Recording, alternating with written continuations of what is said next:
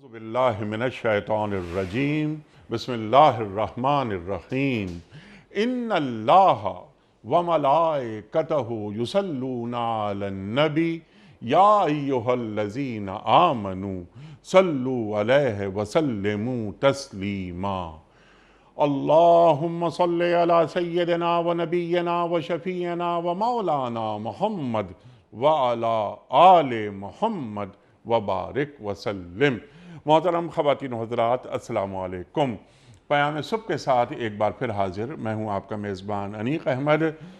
روزانہ آپ کی خدمت میں حاضر ہوتے ہیں۔ پیر، منگل، بدھ اور جمعرات، ان 4 دنوں میں ہم قرآن کریم کے مختلف آیات پر اپنے ملک کے ممتاز علماء سے سیکھتے ہیں، لیکن جمعہ اور ہفتہ 2 دن سوال و جواب کے لیے ہوتے ہیں۔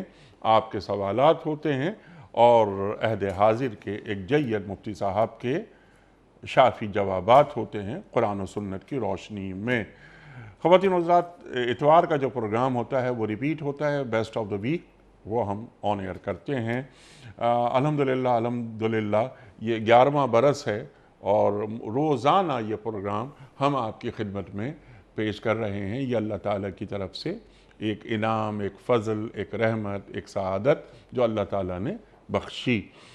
اللہ تعالیٰ یہ ہماری کوششیں اپنی بارگاہ میں قبول فرمائے۔ خواتین و حضرات، آج ہم سورہ ہود کی آیت نمبر 6 پر سیکھیں گے، کے حوالے سے سیکھیں گے کہ سورہ ہود کی آیت نمبر 6 کیا فرما رہی ہے۔ رزق کا حوالہ ہے، دین کا تصور رزق کیا ہے، اللہ تعالیٰ جو رزق فراہم کرتا ہے، اللہ تعالیٰ کی سنت کیا ہے رزق کے حوالے سے۔ اللہ تعالیٰ فرماتا ہے کہ زمین پر چلنے والا کوئی جاندار ایسا نہیں جس کا رزق اللہ کے ذمہ نہ ہو۔ اللہ اکبر۔ دابہ، تو دابہ کے حوالے سے یہ بات کروائیں گے کہ دابہ کے کیا معنی ہیں اور کہاں وہ رہتا ہے اور کہاں وہ سونپا جاتا ہے، یعنی کہ اس کا مقام، اس کا وطن، اس کی جگہ، مستقر، یعنی مستقر کیا ہے اس کا، اور مستودع یعنی اس کا مدفن کیا ہے، کہاں اس کی تدفین ہوگی وغیرہ وغیرہ، جہاں اس کی زندگی کا خاتمہ ہوگا، اللہ تعالیٰ کے علم میں ہے۔ اور یہ سب کچھ ایک صاف واضح دفتر میں درج ہے، یہ اللہ تعالیٰ فرما رہا ہے۔ وہ دفتر کون سا ہے؟ کیا وہ لوح محفوظ مراد ہے اس سے یا کچھ اور مراد ہے؟ بہت ساری باتیں ہیں، بہت سارے سوالات اس حوالے سے ہم اٹھائیں گے کہ رزق کی تقسیم پر اگر کوئی شخص اعتراض کرتا ہے تو کیا وہ رزق کی تقسیم پر اعتراض کرنے کا مجاز ہے؟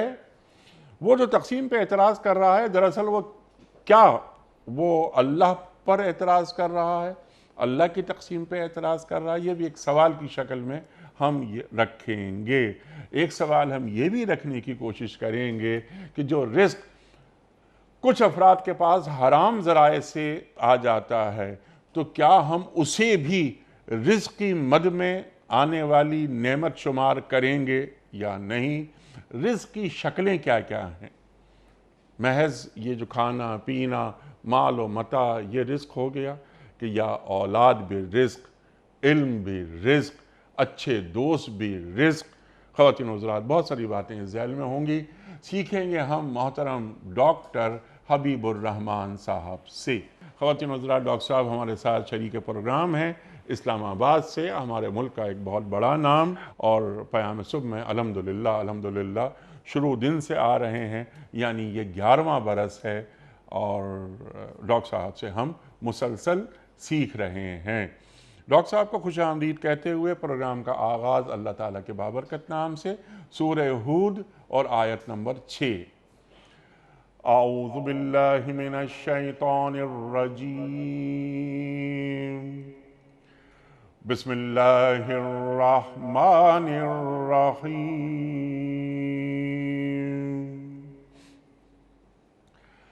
وَمَا مِن دَابَّةٍ فِي الْأَرْضِ إِلَّا عَلَى اللَّهِ رِزْقُهَا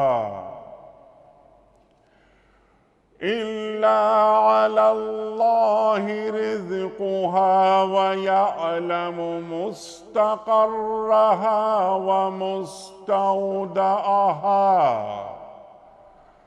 كل في كتاب مبين صدق اللہ العظیم۔ زمین میں چلنے والا کوئی جاندار ایسا نہیں ہے جس کا رزق اللہ کے ذمے نہ ہو اور جس کے متعلق وہ نہ جانتا ہو کہ کہاں وہ رہتا ہے اور کہاں وہ سونپا جاتا ہے۔ سب کچھ ایک صاف دفتر میں درج ہے۔ صدق اللہ العظیم۔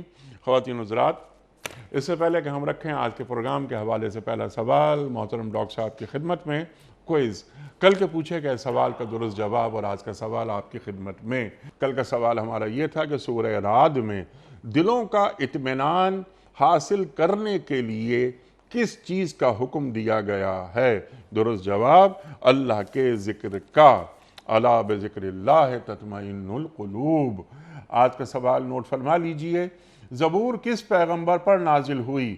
حضرت موسیٰ علیہ السلام یا حضرت سلیمان علیہ السلام یا حضرت داؤد علیہ السلام؟ جو درست جواب آپ سمجھتے ہوں روانہ فرمائیے۔ ہمارے فون نمبرز ہیں 00922134527 ہمارا دوسرا فون نمبر ہے 009221343000980۔ ہمارا ای میل ایڈریس ps@duniatv.tv، ہمارا SMS کا نمبر 3031 اور ہمارا واٹس ایپ کا نمبر ہے 009232182509194۔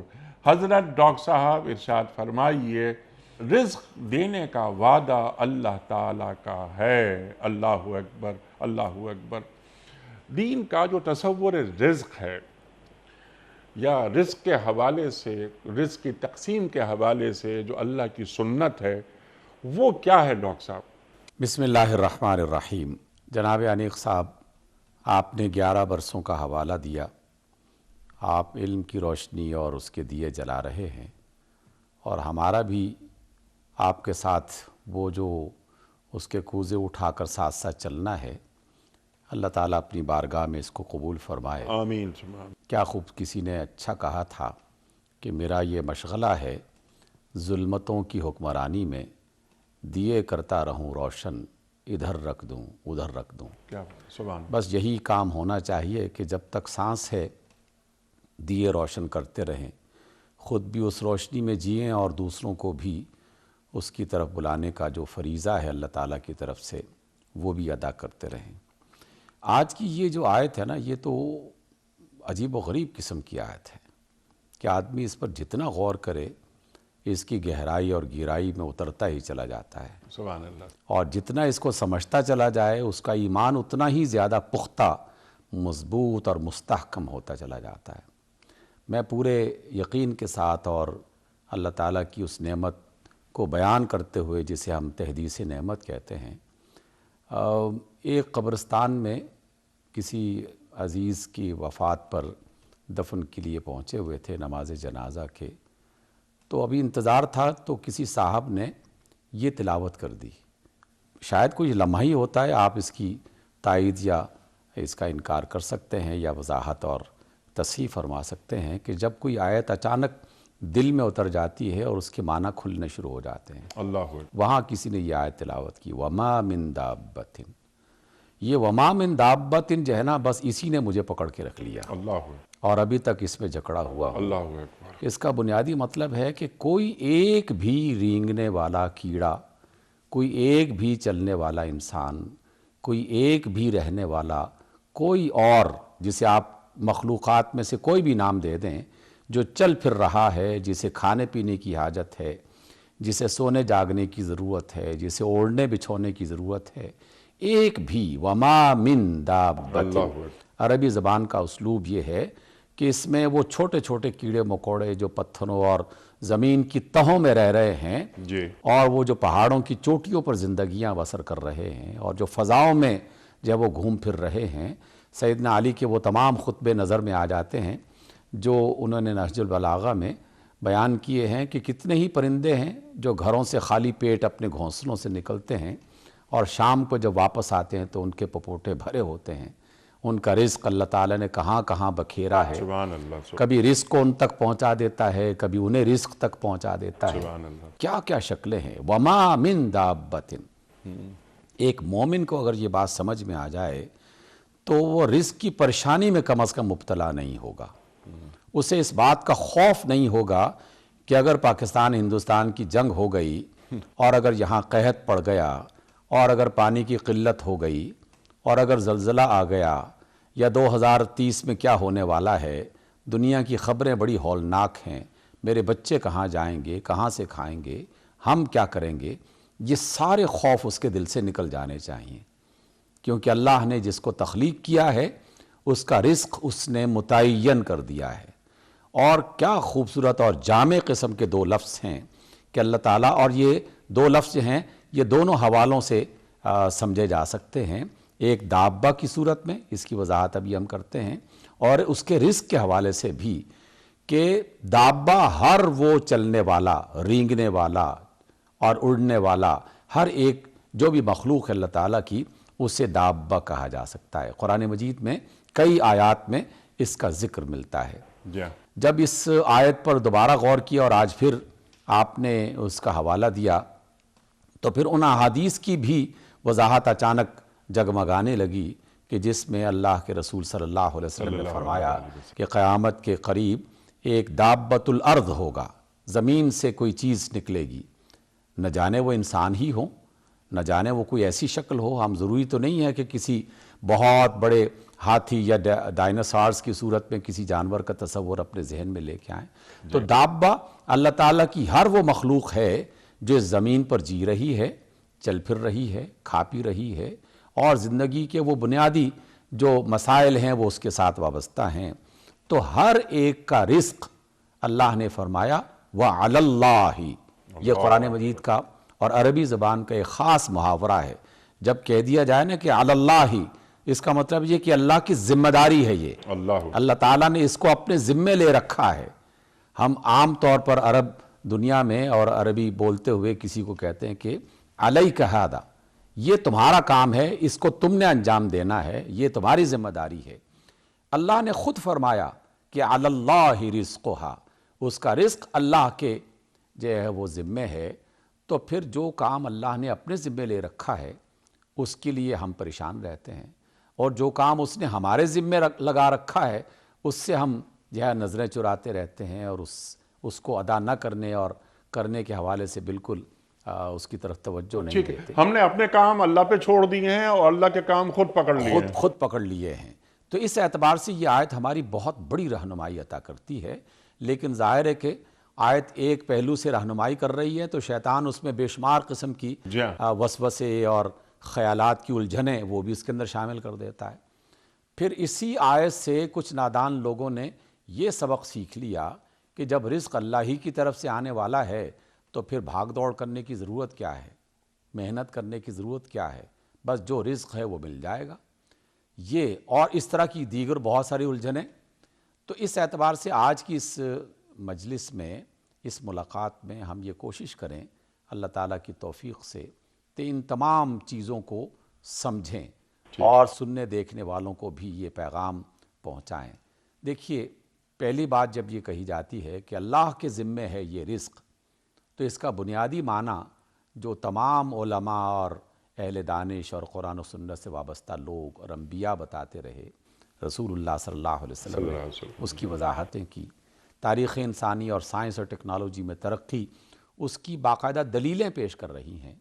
اور وہ یہ ہے کہ اللہ نے جب یہ کائنات بنائی، یہ زمین جب بنائی، تو اس کے منصوبے میں یہ شامل تھا اور ہے کہ یہ زمین کب تک رہے گی، اس زمین پر کتنی مخلوقات پیدا ہوں گی اور کتنی مخلوقات اس زمین سے اپنی زندگی کا سفر مکمل کرنے کے بعد دفن ہو جائیں گی.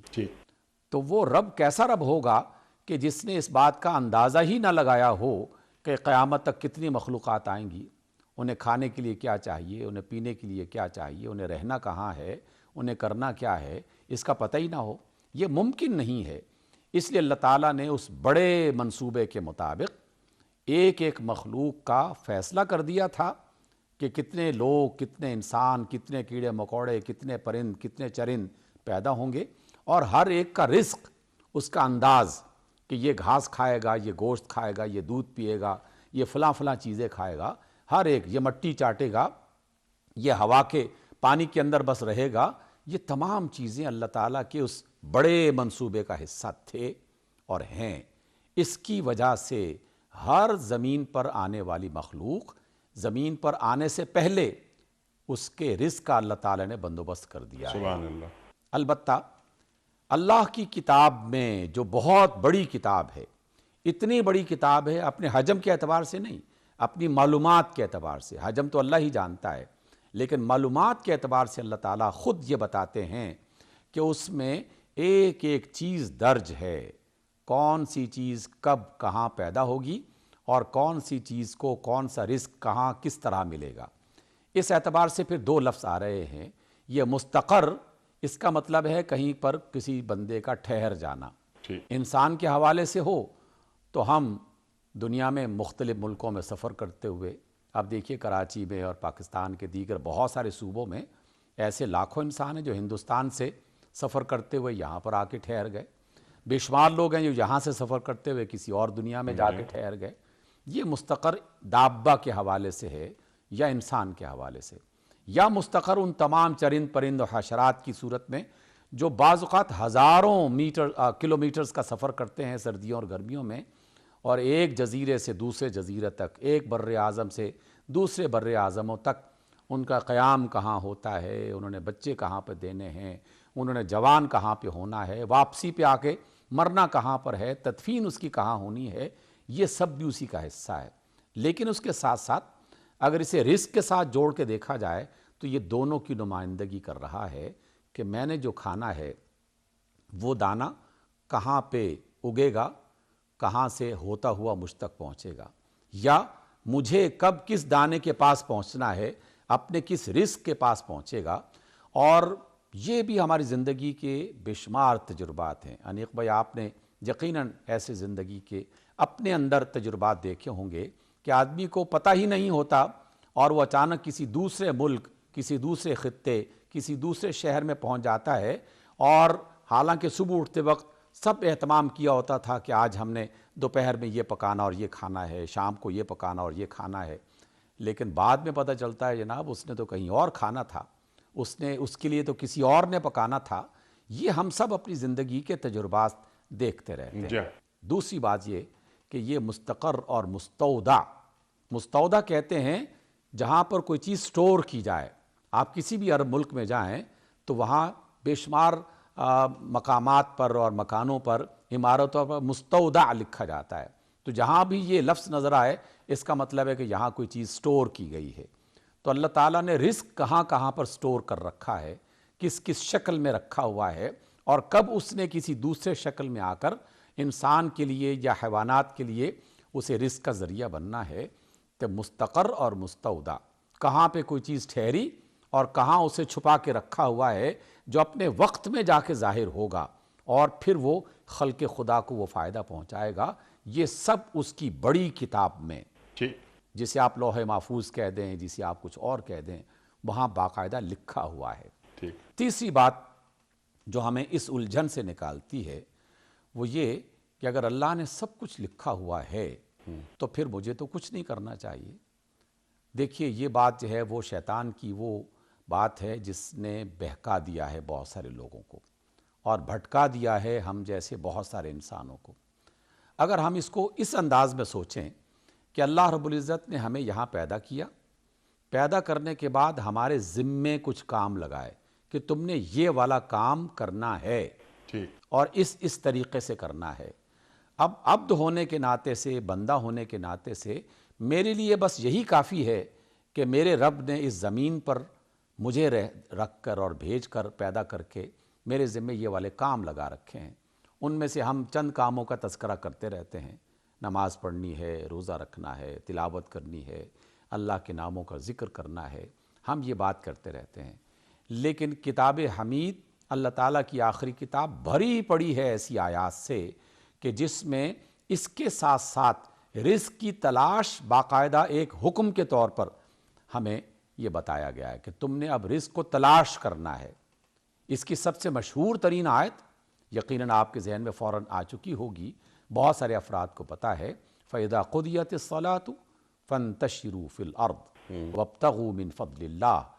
جمعے کے لیے پہلے پکارا جا رہا ہے کہ ادھر جمعے کی اذان ہو اور اپنے سارے کام چھوڑ کر اللہ کے ذکر کی طرف دوڑ پڑو، اور فوراً ہی دوسرا حکم بھی آ گیا کہ جناب اب نماز پڑھ لی، ایک کام پورا ہوا، ذکر کی ایک شکل آپ نے ادا کر دی، اب ذکر کی اور بہت ساری شکلیں ہیں، ان کو پورا کرنے کے لیے اللہ کی زمین پہ پھیل جاؤ، اور اس کا فضل جو جہاں جہاں اللہ تعالیٰ نے رکھا ہوا ہے اس کی تم تلاش کرو۔ یہ اللہ کا حکم ہے، اللہ کا حکم ہے۔ رسول اللہ صلی اللہ علیہ وسلم نے اس حکم پر عمل کرنے کے لیے پھر بہت ساری ترغیبات، انسینٹیوز ہمیں دیے ہیں کہ اگر تم ایسا کرو گے تو پھر کیا ہوگا۔ ایک تو یہ کہ میری اور آپ کی ضرورت پوری ہوگی، یہ اس کا فوراً نتیجہ ہم دیکھ لیتے ہیں، پیسے کمائے، کھانا خریدا، کھا لیا، چیزیں بنائیں، استعمال کر لی، یہ تو ہمیں نظر آتا ہے۔ لیکن اللہ تعالیٰ نے اپنے رسول محمد صلی اللہ علیہ وسلم کے ذریعے سے یہ بھی بات سمجھائی ہے کہ اس محنت کی وجہ سے جو تم رزق کی تلاش میں خون پسینہ ایک کرتے ہو، بھاگ دوڑ کرتے ہو، تھکن کا شکار ہوتے ہو، اس کے نتیجے میں ہم تمہاری بہت ساری خطائیں معاف کر دیں گے۔ رسول اللہ کا یہ فرمان گرامی کیسا حوصلہ دینے والا فرمان ہے۔ آپ علیہ السلام نے فرمایا بہت سارے انسان کے گناہ ایسے ہیں جو نمازوں سے اور روزوں سے معاف نہیں ہوتے، لیکن رزق حلال کی مشقت سے معاف کر دیے جاتے ہیں۔ تو گویا کہ رزق حلال حاصل کرنے میں بھاگ دوڑ کرنا اور مشقت اس کو اختیار کرنا، یہ تو اللہ تعالیٰ کی ایک طرف سے نعمت ہے کہ ہمیں اس کے نتیجے میں رزق بھی مل رہا ہے اور عزت کے ساتھ مل رہا ہے۔ آپ دیکھیے دنیا میں کیا ہم نہیں جانتے کہ مانگے ہوئے رزق میں ممکن ہے کھانے کے لیے، پینے کے لیے کچھ چیزیں مل جائیں، لیکن عزت نہیں ملے گی۔ لیکن محنت سے کمایا ہوا رزق، اس میں کم بھی چاہے کیوں نہ ہو، لیکن اللہ تعالیٰ انسان کو اس کے ذریعے سے عزت عطا کرتا ہے، احترام عطا کرتا ہے۔ اس بنیاد پر ہمیں رسول اللہ صلی اللہ علیہ وسلم کے اس حکم کو جاننا ہے اور اس پر عمل کرنا ہے کہ رزق حلال، جو رزق کسی بھی شکل میں ہو، آپ نے وہ سوال بھی اٹھایا، لیکن ضمناً اس کو ذکر کرتے ہیں اور پھر اس کو بات کو مزید آگے بڑھاتے ہیں کہ رزق کی یقیناً بے شمار شکلیں ہیں، لیکن ہم تو ابھی اس مادی ذکر کی بات کر رہے ہیں جس کے لیے بھاگ دوڑ کرنا اور جسے حلال طریقوں سے اختیار کرنا، اس کی طرف اللہ کا حکم ہے اور رسول اللہ صلی اللہ علیہ وسلم کی ترغیبات ہیں جنہیں ہمیں اختیار کرنا چاہیے۔ اس کی بنیاد پر ہمارا وہ آنے والا خوف جو بے ہمت کر دیتا ہے انسان کو، مایوس کر دیتا ہے، ڈپریشن کا شکار کر دیتا ہے، تو اس سے ہم نکل جائیں گے اور اس کے ساتھ ساتھ ہم اللہ تعالیٰ کی اطاعت کرتے ہوئے اس کے کرم کا حقدار بن جائیں گے۔ سبحان اللہ، سبحان اللہ۔ ڈاکٹر صاحب بنیادی فلسفہ آپ نے عطا فرما دیا۔ ہر جاندار کا رزق اللہ کے ذمے ہے، ہر جاندار کے رزق کا سامان اللہ تعالیٰ نے کر دیا ہے۔ اب وہ رزق کی تقسیم جو انسانوں کے حوالے ہو گئی ہے، اس پر بھی ہم آئیں گے کہ جن کو رزق نہیں مل رہا، کیا ان کے رزق کا اہتمام اللہ نے نہیں کیا؟ لیکن کچھ انسان زمینی خدا بن گئے۔ لیکن ڈاکٹر صاحب اس سے پہلے کہ ہم ان موضوعات پر آئیں، ڈاکٹر صاحب یہ فرما دیجئے آپ کے رزق، ایک تو کئی شکلیں ہیں رزق کی، اس پر بھی ہم آپ سے بات کروائیں گے۔ ہمارے معاشروں میں ایک سوال یہ ذہن میں اٹھتا ہے کہ اللہ تعالیٰ نے بعض کو رزق فراہم کرنے میں بڑی وسعت کا مظاہرہ کیا ہے، اور بعض اوقات محسوس یہ ہوتا ہے بقول لوگوں کے کہ جن تک یہ فلسفہ رزق کا کھلا نہیں کہ جناب والا ہم بڑی محنت کرتے ہیں، ہم ہاتھ پہ ہاتھ رکھ کے نہیں بیٹھتے، دن رات کام کرتے ہیں، لیکن ہمارا رزق بہت محدود ہے۔ تو رزق کی جو فراہمی ہے، کمی اور بیشی، اس حوالے سے اللہ تعالیٰ کی سنت کیا ہے؟ اور اس کے ساتھ ہی ساتھ میں ایک سوال اس میں اور جوڑ دوں تاکہ آپ بالکل تفصیل سے ہمیں جواب عطا فرما دیجئے کہ اگر کسی شخص کے پاس رزق کی فراوانی ہے تو کیا ایک بندہ اللہ کی تقسیم پر اعتراض کرنے کا مجاز ہے؟ ارشاد۔ انیق بھائی، کوئی بھی شخص بڑا ہو یا چھوٹا، عالم ہو یا عامی، اور کسی بھی منصب اور کسی بھی رتبے کا ہو، کسی بھی فرد کو، کسی بھی مخلوق کو اس کی تو اجازت ہی نہیں ہے، اور نہ ہی وہ اس کا حقدار ہے، اور نہ اس کو یہ زیب ہے، زیب بھی نہیں دیتا کہ وہ اپنے خالق کے کسی عمل پر اعتراض کر سکے اللہ اکبر۔ یا اس پر سوال اٹھا سکے کہ اے میرے خالق اور مالک، تو نے یہ کیوں بنایا ہے؟ بھئی جب وہ مالک ہے، جب وہ خالق ہے، جب وہ ہر چیز کرنے کی قدرت رکھتا ہے، تو اس سے تو سوال نہیں کیا جائے گا۔ اور وہ حکیم بھی ہے۔ حکیم بھی ہے، اور یعنی ہر اعتبار سے ہمارے چاروں طرف سے مسلسل یہ بات سمجھائی جا رہی ہے کہ وہ ہر چیز کا مالک ہے، وہ ہر چیز کر سکتا ہے، اور اس کے ساتھ ساتھ پوری دانائی، پوری حکمت، پورے علم کی بنیاد پر وہ کر رہا ہے، سبحان۔ تو پھر کہاں کوئی نقص ہو سکتا ہے، کہاں کوئی خامی ہو سکتی ہے؟ اصل میں ہم بنیادی مقصد کو نظر انداز کر دیتے ہیں، اور وہ بنیادی مقصد قرآن و سنت کی آیات میں اور آپ علیہ السلام کے فرامین میں کئی مقامات پر موجود ہے۔ وہ بنیادی مقصد جیسے ہی اوجھل ہوتا ہے تو ہم اس طرح کی الجھنوں میں مبتلا ہو جاتے ہیں۔ دیکھیے، اللہ رب العزت نے یہ بات کتنے واضح انداز میں فرمائی کہ ہم نے تمہیں اس دنیا میں آزمانے کے لیے، امتحان کے لیے اتارا ہے۔ جب یہ بات بتا دی گئی تو گویا فوراً ہی یہ سمجھا دیا گیا کہ تم نے یہاں ہمیشہ مستقل نہیں رہنا۔ ٹھیک۔ جب مجھے یہاں مستقل نہیں رہنا، کچھ وقت کے لیے یہاں بھیجا گیا ہوں، تو اس کچھ وقت کے لیے میرے ذمہ کچھ کام لگائے گئے ہیں، اور اس کام کے نتیجے میں مجھے مختلف طریقوں سے آزمانے کا عمل بھی ساتھ ساتھ شروع ہو جاتا ہے، اور یہ ہم اپنی زندگی کے بنائے ہوئے اداروں میں، طریقوں میں، سسٹمز میں اس کو اختیار کرتے رہتے ہیں۔ ٹھیک۔ آپ کے بھی کچھ عزیز یقیناً آرمی میں اور پولیس میں اور اس طرح کے اداروں میں موجود ہوں گے، ہمارے بھی موجود ہیں۔ ان تمام اداروں میں باقاعدہ انتہائی مشقت اٹھانے والے کام ان کے ذمہ لگائے جاتے ہیں۔ سیاچین میں انہیں رکھا جاتا ہے کچھ مہینوں کے لیے، بلند و بالا پہاڑوں پر چڑھایا جاتا ہے، صحراؤں میں چلایا جاتا ہے، کئی روز تک معمولی سا رزق، معمولی سا کھانا انہیں مہیا کیا جاتا ہے۔ تو کسی کے دماغ میں بھی یہ سوال پیدا ہو سکتا ہے کہ آخر یہ سب اذیتیں ہمیں کیوں دی جا رہی ہیں؟ تو انہیں سمجھایا جاتا ہے کہ جناب، آپ کو اس بڑی مصیبتوں سے اور مشقتوں سے اس لیے گزارا جا رہا ہے کہ ہم آپ کو ایک اور کام کے لیے تیار کر رہے ہیں، آپ نے وہ کام انجام دینا ہے۔ اور پھر ہم دیکھتے ہیں کہ ہمارے عزیز و اقارب، ہمارے نوجوان، ہمارے بچے، وہ سارے کام کر رہے ہوتے ہیں اور بخوشی کر رہے ہوتے ہیں، اور بعد میں اس کا تذکرہ کرتے ہیں، جناب ہم نے یہ کیا تھا اور وہ کیا تھا۔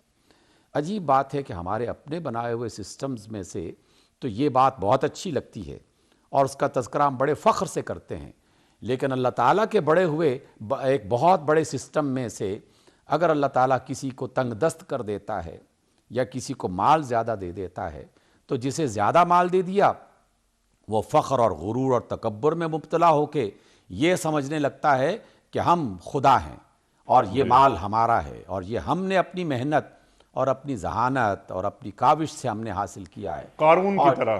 ہاں بالکل، قارون کی طرح۔ اور جسے تنگ دست کر دیا تو وہ بیچارہ مایوسی اور ڈپریشن کا شکار کرتے ہوئے یہ واویلا کرنا شروع کر دیتا ہے کہ ہمارا تو کوئی کام ہی نہیں ہے، ہماری تو کوئی حیثیت نہیں ہے، رب نے ہمیں نظر انداز کر دیا ہے، ہمارا رب جس کو ہم اللہ مانتے ہیں پتہ نہیں وہ ہمیں دیکھ بھی رہا ہے کہ نہیں دیکھ رہا۔ تو انسان ایک دوسری گمراہی میں مبتلا ہو جاتا ہے، حالانکہ جناب رسول اللہ صلی اللہ علیہ وسلم اور آپ کے اصحاب، ان سے زیادہ بہتر اور کون ہستیاں ہو سکتی ہیں؟ ہمیں یہ دونوں قسم کے کردار وہاں پر نظر آتے ہیں۔ اس اعتبار سے امیر ترین اصحاب رسول بھی دکھائی دیتے ہیں، سیدنا عثمان جیسے، سیدنا عبد الرحمن ابن عوف جیسے، اور بہت سارے افراد، اور بالکل فقر اور تنگ دستی میں رہتے ہوئے وہ افراد بھی ہمیں، جنہیں اللہ تعالیٰ نے بہت بڑا مقام دیا تھا، اور علم کی صورت میں، تقوی کی صورت میں، فہم و فراست کی صورت میں ایک بڑے رزق سے انہیں نوازا تھا، تو ان کی مثالیں بھی نظر آتی ہیں۔ لیکن جو مال میں کم تھے وہ شکوہ کرتے ہوئے دکھائی نہیں دیتے، اور جو مال میں زیادہ تھے وہ فخر اور تکبر کا شکار دکھائی نہیں دیتے۔ تو یہی وہ بنیادی بات ہے۔ سیدنا علی علیہ السلام کی وہ بات مجھے سیرت کی کتابوں میں اکثر جو پڑھنے کا موقع ملتا ہے تو بہت ہی ایک عجیب سی کیفیت ہو جاتی ہے۔ ہجرت ہوئی اور تمام اصحاب اپنے اپنے انداز میں وہاں پہنچ گئے، تو ایک روز جناب عمر بن خطاب مدینہ کی سرحد سے باہر نکلے تو کیا دیکھتے ہیں کہ سیدنا علی پیدل چلتے ہوئے آ رہے ہیں، تھکے ہوئے، جوتے پھٹے ہوئے، لباس جو ہے وہ تار تار اور اس کیفیت میں۔ تو عمر بن خطاب دوڑ کے جا کے ملتے ہیں اور کہتے ہیں کہ علی آپ کسی سواری کا بندوبست نہیں کر پائے؟ تو سیدنا علی کا کیا خوبصورت جملہ تھا، انہوں نے کہا آپ نے فرمایا کہ میں نے کسی سے مانگا نہیں اور کسی نے مجھے دیا نہیں۔ جو اللہ تعالیٰ کی تقسیم تھی حقیقت میں وہ اس پر رضامندی کی یہ کیفیت تھی، اور وہ پیدل مکہ سے چلتے ہوئے مدینہ پہنچ گئے۔ اللہ دوسری تنگ دستی کی مثال سیدہ فاطمہ کی علیہ السلام۔ اللہ اقبال نے اپنی ایک بھرپور نظم میں اس کا ذکر کیا کہ ایک شخص مانگنے کے لیے رسول اللہ کے پاس آتا ہے اور کہتا ہے کہ یا رسول اللہ محتاج ہوں، مدد فرمائیے۔ آپ فرماتے ہیں کہ جاؤ میری بیٹی کے پاس، فاطمہ کے پاس، اور ان سے کہو کہ محمد صلی اللہ علیہ وسلم نے آپ کے پاس بھیجا ہے۔ وہ شخص جاتا ہے، سیدہ فاطمہ سے سوال کرتا ہے، اللہ کے رسول کا حوالہ دیتا ہے۔ سیدہ فاطمہ میں علیہ السلام نے گھر میں نظر دوڑائی تو دینے کے لیے کچھ نہیں تھا، گویا کہ چند جو ہے وہ جو کے دانے بھی نہیں دینے کے لیے موجود تھے، کھجوریں بھی موجود نہیں تھی، اور بھی کچھ موجود نہیں تھا۔ لیکن سیدہ فاطمہ نے اس بنیاد پر اسے واپس نہیں لوٹایا کہ میں تو خود تنگ دست ہوں، مجھ پر تو یہ واجب ہی نہیں ہے۔ فوراً اپنی ایک چادر دیتی ہیں اور فرماتی ہیں کہ جاؤ فلاں یہودی کے پاس، اسے یہ چادر گروی رکھ دو، اور اس کے بدلے میں جو وہ کھانے پینے کی چیزیں دے وہ میرے پاس لے آنا۔ یعنی اس تنگ دستی کے عالم میں اللہ تعالیٰ کی اطاعت کس طرح کی جا رہی ہے، سبحان اللہ کہ دروازے سے کوئی خالی ہاتھ نہ کوئی جائے۔ خالی ہاتھ واپس نہ جائے۔ تو یہ وہ دونوں اعتبارات سے، اور ادھر عثمان ہیں کہ کنواں موجود ہے اور لوگ زیادہ سے زیادہ قیمت دینا چاہتے ہیں، اور وہ انکار کرتے کرتے کرتے یہاں تک بات پہنچی کہ کچھ لوگوں نے الٹے سیدھے تبصرے کرنا شروع کر دیے۔ تو سیدنا عثمان فرماتے ہیں کہ یا رسول اللہ یہ کنواں مسلمانوں کے لیے ہے، اور اس کی قیمت جو میرا رب مجھے دے سکتا ہے اور دے رہا ہے، جس کا وعدہ اس نے کر رکھا ہے، تو وہ تو یہ سارے نہیں دے سکتے، اس لیے میں اللہ کی طرف سے اس کی آمدن جو مجھے ملے گی اور جو اس کی قیمت ملے گی اس قیمت پر میں راضی ہوں۔ تو وہ بھی ہمیں دکھائی دیتا ہے۔ تو اس اعتبار سے یہ اللہ کی تقسیم جو ہے اس میں ظلم تو ہو ہی نہیں سکتا، ہر اعتبار سے میری اور آپ کی اور ہر دیکھنے سننے والے کی، ہر غریب اور امیر کی جب آزمائش ہی ہو رہی ہے تو ایسا نہ ہو کہ تنگ دستی میں بھی ہم مارے جائیں اور اللہ تعالیٰ کی ناشکری کرتے ہوئے اور اللہ تعالیٰ کے ساتھ کوئی ایسے لفظ کہتے ہوئے وہاں بھی مارے جائیں، اور اگر عزت اور شہرت اور مال مل رہا ہے تو وہاں بھی مارے جائیں۔ رسول اللہ صلی اللہ علیہ وسلم کا ایک فرمان گرامی ہے کہ وہ غریب آدمی جو غربت کے باوجود بھی اللہ کی عبادت اور اطاعت نہیں کر رہا، وہ دنیا اور آخرت دونوں کے عذابوں میں مبتلا ہو گیا۔ یعنی دنیا میں بھی پریشان، اور آخرت میں جب پہنچے گا تو اللہ کی اطاعت چونکہ نہیں کی ہوتی، اس کی عبادت نہیں کی ہوتی، تو وہاں بھی پریشانی ہوگی۔ لیکن جس نے دنیا میں تنگ دستی کے عالم میں بھی اللہ کی اطاعت وہ کرتا رہا اور اس سے منہ نہیں موڑا، تو اسے یہ یقین کر لینا چاہیے کہ اگلے جہان میں اور اس کی دوسری دنیا میں لازماً اللہ تعالیٰ نہ صرف اس کا بدلہ اتارے گا بلکہ اس کو ہزارہا کروڑہا گنا بڑھا کر اسے واپس لوٹائے گا۔ ایک اور بات انیق بھائی میں آپ سے، آپ کے توسط سے اور آپ کے وسیلے سے یہ شیئر کرنا چاہتا ہوں۔ زندگی میں کئی بار یہ سوچنے کا موقع ملا اور پھر مختلف شخصیات کا مطالعہ کیا، یہ بات پھر اس یقین تک پہنچی کہ اللہ تعالیٰ کسی بھی مومن کو دنیا میں مال کے اعتبار سے تنگ دست کر سکتا ہے، لیکن اسے عزت سے ضرور نوازتا ہے، سبحان اللہ۔ احترام سے لازماً نوازتا ہے۔ بظاہر بے شک لوگ گالیاں بھی دے رہے ہوں، لیکن اپنی علیحدگی میں اور تنہائی میں اس کی عظمت کا، اس کے احترام کا، اس کے متقی ہونے کا، اس کے اچھا ہونے کا لازماً وہ ذکر کرتے ہیں۔ اس کے مقابلے میں ایسے وہ تمام لوگ کہ جنہیں دنیا میں اللہ تعالیٰ نے بے تحاشا مال و دولت عطا کر رکھا ہے، انہیں اللہ تعالیٰ مال و دولت تو دے دیتا ہے لیکن عزت نہیں دیتا۔ لوگ ان کے سامنے بھی، اور اگر سامنے نہیں تو پھر ان کے ان کی عدم موجودگی میں لازماً ان کو چور و چکا کہتے ہیں، انہیں راہزن کہتے ہیں، انہیں ظالم کہتے ہیں۔ اس لیے عزت اصل بڑی دولت ہے، اس کا خیال کرنا چاہیے۔ اگر محلے میں، ادارے میں، ملک میں، معاشرے میں آپ کی عزت ہے تو اللہ تعالیٰ آپ سے تو راضی ہے۔ ڈاکٹر صاحب یہ بھی آپ ہمیں تعلیم کر دیجئے کہ وہ عزت جس کا آپ ذکر کر رہے ہیں وہ بھی رزق کی ایک شکل ہے؟ بہت بڑی۔ انسان اب تو نفسیات جیسے جیسے یہ علم آگے بڑھ رہا ہے تو ویسے ویسے انسان باقاعدہ اس کو مان رہا ہے اور تسلیم کر رہا ہے کہ انسان وہ واحد مخلوق ہے اس دنیا میں کہ جسے کھانے پینے کے ساتھ ساتھ عزت کی بھی بھوک ہوتی ہے اور عزت کا بھی وہ محتاج ہوتا ہے۔ اس وجہ سے باقی بے شمار جانور ایسے ہیں کہ جنہیں مار کے، جنہیں دھتکار کے کھانے کے لیے دیں تو وہ کھا لیتا ہے، لیکن ایک باعزت انسان موت قبول کر لے گا لیکن بے عزتی کے ساتھ وہ کھانا نہیں کھائے گا، بے عزتی کے ساتھ کوئی مال وصول کرنے کی کوشش نہیں کرے گا۔ ڈاکٹر صاحب عزت کے ساتھ ساتھ جیسے آپ نے بالکل وضاحت سے بیان فرما دیا کہ عزت بھی رزق کی ایک شکل ہے، تو بالکل اسی طرح علم بھی رزق کی ایک شکل ہے۔ دیکھیے ہم نے اس کا ذکر کیا اور کرتے رہیں گے انشاءاللہ۔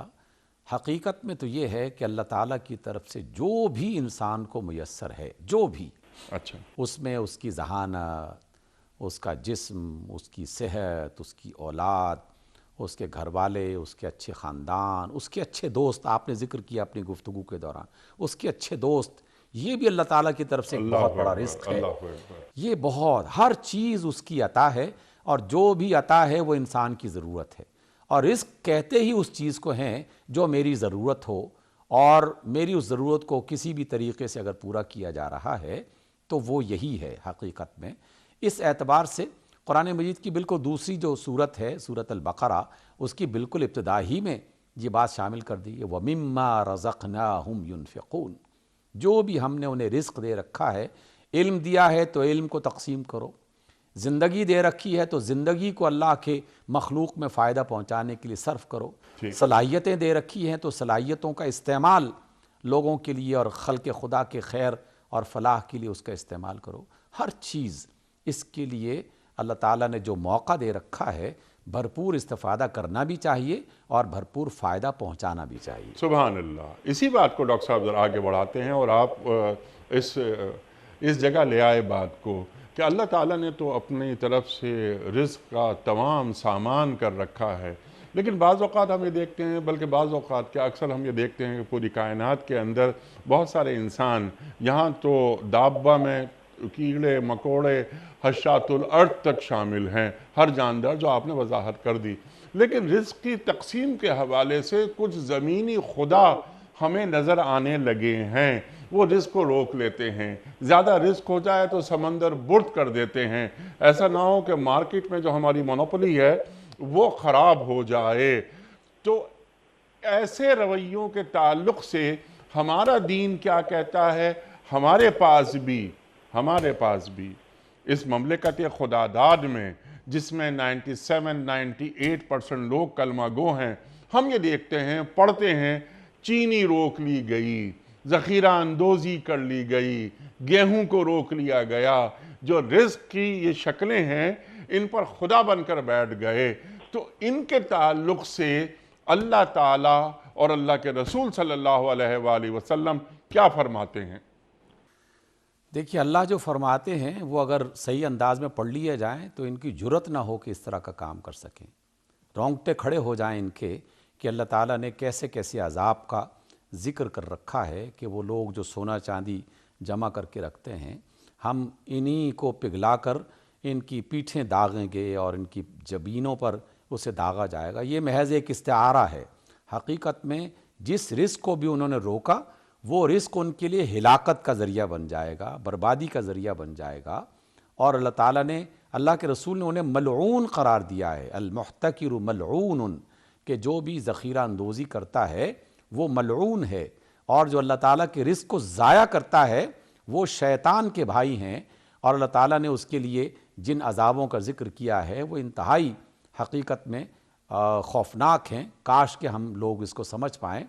وہ بغاوت کے راستے پر چلنے والے ہیں، وہ جو ناسمجھی میں وہ کام کر رہے ہیں جن کے سامنے کوئی خدا کا تصور نہیں ہے، ہم انہیں تو مطعون کرتے ہیں اور ان کے لیے تو اس طرح کے تنقیدی جملے بولتے ہیں، لیکن آپ نے جو اشارہ فرمایا یہ تو مملکت خداداد کے اندر رہنے والے مومنین، مسلمان، قرآن و سنت کو جاننے والے، لیکن وہی کہ مال کی ہوس اور اس کے ساتھ مبتلا اور بہت ساری چیزیں، بس اس کے چکر میں آ کر وہ سمجھتے ہیں کہ یہ مال ہمارے پاس ہمیشہ ہمیشہ کے لیے رہے گا۔ چند روز پہلے انیق بھائی ایک بڑی دلچسپ بات ہوئی، ایک ٹیکسی میں سفر کر رہا تھا تو ٹیکسی ڈرائیور نے، انسان تو سوچتا ہے اور ہر انسان سوچتا ہے، صرف پروفیسر نہیں سوچتا، اس بندے نے مجھ سے پوچھا کہ جناب آپ یہ بتائیے، سنا ہے کہ فلاں فلاں بندے، کسی کا فرانس میں محل ہے، کسی کا برطانیہ میں محل ہے، آپ نے کبھی سوچا کہ ان جو بڑے بڑے محلات ہیں ان میں سے فائدہ کون اٹھا رہا ہے وہاں پر؟ جی میں نے ایک لمحے کے لیے سوچا اور اسی سے پوچھا کہ بھائی آپ ہی بتا دو، تو اس نے معصومانہ انداز میں کہا کہ وہاں کے چوکیدار، وہاں کے مالی، وہاں کے صفائی کرنے والے لوگ، وہ ان بڑے بڑے محلات سے فیض یاب ہو رہے ہیں، ٹھیک، جن کی ملکیت میں وہ لکھا ہوا ہے کہ یہ فلاں کا محل ہے، ان میں سے تو بے شمار لوگوں کو وہاں داخل ہونے کی توفیق نہیں مل سکی ٹھیک، اور وہاں وہ کسی چیز کی نعمت حاصل نہیں کر سکے۔ یہ دنیا میں بے شمار موقعوں پر ہوتا رہتا ہے، لیکن دیکھنے والی آنکھیں دیکھتی ہیں اور سوچنے والے دل اس کو محسوس کرتے ہیں۔ ٹھیک، جنہوں نے آنکھیں بند کر لی ہوں تو سورج پوری آب و تاب سے چمک بھی رہا ہو تب بھی انہیں کچھ سجھائی نہیں دیتا۔ آئے دن ایسے انسان کہ جنہوں نے بہت سارا مال کمایا لیکن اپاہج اور معذور اور بیمار ہو کر اس دنیا سے رخصت ہوئے، ان کا مال ان کے کسی کام نہیں آ رہا ہوتا۔ تو کیا ہم انسانوں کو یہ نہیں سمجھنا چاہیے؟ رسول اللہ صلی اللہ علیہ وسلم کا فرمان کتنا شاندار ہے، آپ نے فرمایا کہ انسان کا رزق وہی ہے جو اس نے کھا لیا، ٹھیک، جو اس نے پہن لیا اور بوسیدہ کر دیا، ٹھیک، اور جو چھوڑ کے مر گیا وہ تو اس کا ہے ہی نہیں، وہ تو اس ٹھیک کے ہے۔ وارثوں ڈاکٹر کا ہے۔ صاحب، پاکستان میں بھی بہت سارے لوگ ذخیرہ اندوزی کرتے ہیں، آپ نے کچھ اشارتاً گفتگو فرمائی۔ مثال کے طور پر اگر ہم یہاں پر ایک جنس لے لیں، یعنی زرعی جنس چینی کو لے لیں، کہ پاکستان میں کچھ افراد، یعنی معدود چند افراد یہ شوگر فیکٹریز کے مالک ہیں، تو وہ ایک کارٹل بنا لیتے ہیں کہ چینی کو روک لو اور وہ چینی بڑھا لو اس کی قیمتیں تاکہ ہمارا پروفٹ زیادہ ہو۔ یحسب انا مالہ اخلدہ، جو آپ نے بات فرمائی کہ وہ سمجھتے ہیں کہ ہمارا مال ہمیشہ ہمارے ساتھ رہے گا۔ تو ایسے لوگ جو ذخیرہ اندوزی کرتے ہیں، ان کے تعلق سے اللہ کے رسول کیا فرما رہے ہیں صلی اللہ علیہ وآلہ وسلم؟ دیکھیے، اللہ کے رسول صلی اللہ علیہ وسلم کا فرمان گرامی میں نے آپ کی خدمت میں پیش کیا۔ جو اللہ کے رسول ایسے لوگوں پر لعنت بھیج رہے ہوں، المحتکر ملعون فرما رہے ہوں، جی، تو پھر ان کی خیر خواہی کے بارے میں انسان کیا سوچ سکتا ہے؟ اللہ وہ تو خیر خواہی سے محروم ہو گئے۔ یعنی خیر خواہی اللہ کی اور اللہ کے رسول صلی اللہ علیہ وآلہ وسلم کی جانب سے آنے والی رحمتوں سے محروم ہو گئے۔ اچھا، یہ جو حرام کمائی، کچھ افراد کامیاب ہو جاتے ہیں، انہوں نے بلینز بنا لیے، کیا اسے بھی رزق سمجھا جائے گا ان کے کھاتے میں؟ دیکھیے، ظاہری طور پر چونکہ یہ چیز ان کے پاس ہے ٹھیک، تو اسے رزق کہا جائے گا، لیکن قرآن و سنت کی تمام باتیں اس کی وضاحت کرتی ہیں کہ رزق کی کثرت یا قلت یہ دونوں کے لیے آزمائشیں بن رہی ہیں۔ اس لیے اگر کسی کے پاس مال و دولت زیادہ بھی ہے تو یہ ان کے لیے حقیقت میں آزمائش ہے، شکل جو بھی ہو اس کی، آپ اس شکل کے لیے کوئی بھی نام تجویز کر دیں، لیکن بنیادی جوہری بات یہی ہے کہ یہ ان کے لیے ایک آزمائش آ گئی اور اس آزمائش میں وہ ناکام ہوتے چلے جا رہے ہیں۔ اللہ تعالیٰ کی اس نعمت پر اور اس عطا پر اور اس عطا کردہ دولت پر وہ سانپ بن کے بیٹھ گئے۔ مجھے بعض اللہ کے نیک بندوں کا یہ جملہ بہت ہی اچھا لگتا ہے، قرآن و سنت کی روشنی سے اخذ کردہ ہے، کہ جس مومن کو اللہ تعالیٰ رزق زیادہ عطا کرتا ہے، جی ہاں، حقیقت میں اللہ تعالیٰ اسے اس رزق کے ساتھ ساتھ ایک اور نعمت بھی عطا کر رہا ہے کہ اللہ تعالیٰ نے تمہیں اچھا جانا ہے اور یہ امانت تمہارے حوالے کر کے تم پر ایک اعتماد کا اظہار کیا ہے کہ ہاں، میرا یہ بندہ میرے عطا کردہ رزق کو میری مخلوق میں تقسیم کرے۔ سبحان اللہ، جس نے یہ کیا اس نے اللہ کے عطا کردہ کام کو پورا کیا، اپنے فریضے کو پورا کیا۔ لیکن اس میں ضمناً ایک اور بات جو بہت بڑی بات ہے، ہم نے اسے نظر انداز کر دیا کہ ہم نے اسے افراد کی صورت میں تو اختیار کیا ہوا ہے کسی نہ کسی درجے میں، کہ افراد میں سخی ہیں، سخاوت کر رہے ہیں، اور ان کی بھی فہرست تیار کرنا چاہیں تو کر سکتے ہیں، لیکن ہمارا سسٹم اس کے لیے تیار نہیں ہو رہا۔ اور مسلمانوں کی حکومتوں کا اصل فریضہ یہی ہے، اصل فریضہ یہی ہے کہ وہ اللہ تعالیٰ کے عطا کردہ رزق کو لوگوں کے لیے آسانی سے فراہم کرنے کا اہتمام فرمائیں، اور اس میں یہ جو خیرات کے انداز ہیں کہ فلاں کھانا دے دیا جائے، فلاں کو اتنے پیسے دیا جائیں، یہ کوئی عقل مندانہ تقسیم نہیں ہے۔ عقل مندانہ تقسیم تو دنیا بھر کے لوگ جانتے ہیں کہ آپ افراد کو مہارت سکھائیں، کام سکھائیں، کاموں کے مواقع فراہم کریں، عزت سے کمانے کا سلیقہ سکھائیں، جیسے رسول اللہ صلی اللہ علیہ وسلم نے سکھایا کہ کلہاڑی دے دی اور رسی اور اس کو عطا کر کے کہا کہ جاؤ جنگل سے لکڑیاں کاٹ کے لاؤ اور بیچو اور عزت سے کھاؤ۔ تو یہ والا ہم طریقہ اختیار نہیں کر رہے۔ لنگر خانے یقیناً اچھی بات ہے، لیکن یہ مستقل علاج نہیں ہے، یہ عارضی اور فوری عزت علاج نفس بھی کوئی چیز ہوتی ہے، عزت نفس افراد کی عزت نفس مجروح نہ ہو، وہ چیونٹی ہو یا ایک چڑیا ہو، کوئی بھی جاندار ہو، وہ صبح نکلتا ہے اور جب شام کو گھر آتا ہے تو پیٹ بھرا ہوا آتا ہے۔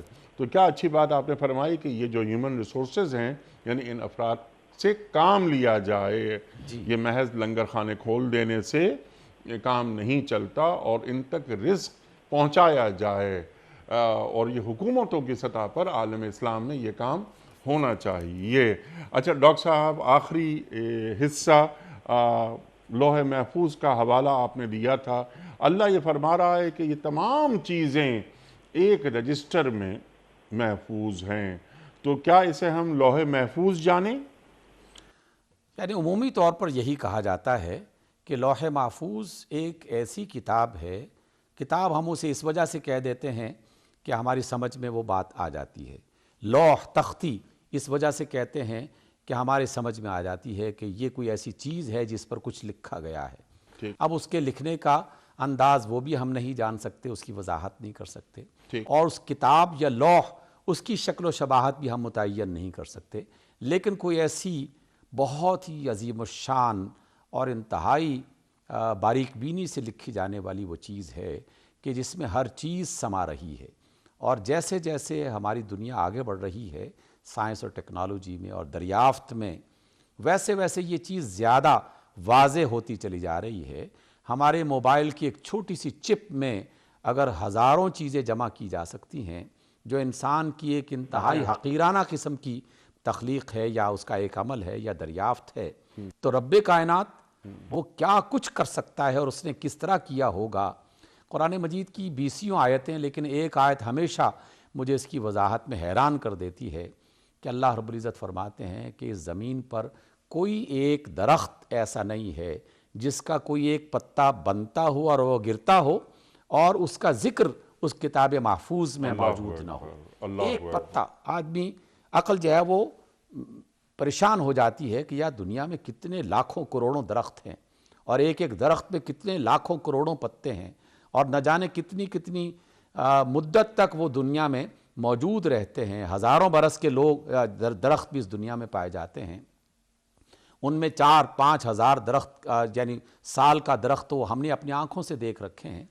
تو اس اعتبار سے وہ لوح محفوظ کتنی عظیم الشان محفوظ ہے، اور اللہ تعالیٰ کے علم میں ہے کہ ہمیں کہاں پیدا ہونا ہے، کہاں قرار کرنا ہے، یعنی کہاں رہنا ہے، اور کہاں مدفون ہونا ہے۔ یہ تمام چیزیں ایک رجسٹر میں محفوظ ہیں، وہ خواہ چھوٹی چیز ہو یا بڑی چیز ہو۔ ڈاکٹر صاحب نے بالکل واضح کر دی یہ بات، اور جو فلسفہ رزق ہے دین کا وہ بھی بیان فرما دیا کہ ہر جاندار کا رزق اللہ کے ذمے ہے، اور اللہ کا وعدہ ہمیشہ سچا ہوتا ہے۔ من اصدق من اللہ قیلا، اللہ سے زیادہ سچی بات کس کی ہو سکتی ہے۔ خواتین و حضرات، بہت ساری گفتگو ڈاکٹر صاحب نے عطا فرمائی، ہم نے ڈاکٹر صاحب سے بہت سیکھا کہ رزق کے تعلق سے اللہ کی سنت کیا ہے اور فلسفہ رزق کیا ہے۔ یہاں پروگرام کا وقت مکمل ہو رہا ہے، بہت ساری باتیں مزید ہو سکتی ہیں، لیکن بنیادی گفتگو ڈاکٹر صاحب نے عطا فرما دی۔ کوئز، کل کا سوال ہمارا یہ تھا کہ سورہ رعد میں دلوں کو اطمینان حاصل کرنے کے لیے کس چیز کا حکم دیا گیا ہے؟ درست جواب اللہ کے ذکر کا، الا بذکر اللہ ہے تطمئن القلوب۔ آج کا سوال نوٹ فرما لیجئے، زبور کس پیغمبر پر نازل ہوئی؟ حضرت موسیٰ علیہ السلام پر، یا حضرت سلیمان علیہ السلام پر، یا حضرت داؤد علیہ السلام پر؟ جو درست جواب آپ سمجھتے ہوں روانہ فرمائیے۔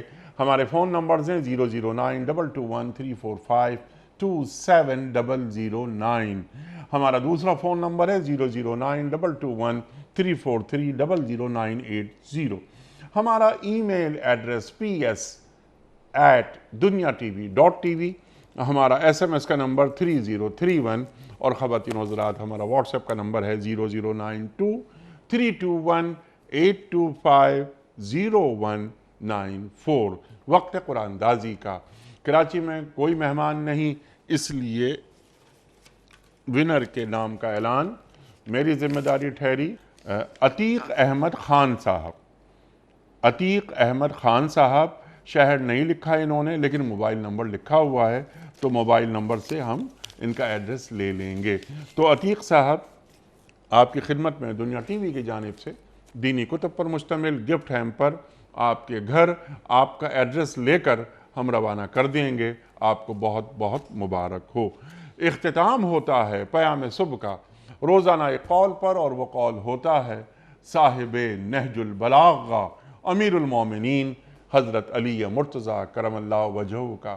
آپ فرماتے ہیں کہ سچا شخص نجات اور کرامت کی بلندیوں پر ہوتا ہے، سچا شخص نجات اور کرامت کی بلندیوں پر ہوتا ہے۔ سبحان اللہ، سبحان اللہ۔ اپنے میزبان انیق احمد کو کل تک کے لیے اجازت دیجیے۔ خدا حافظ۔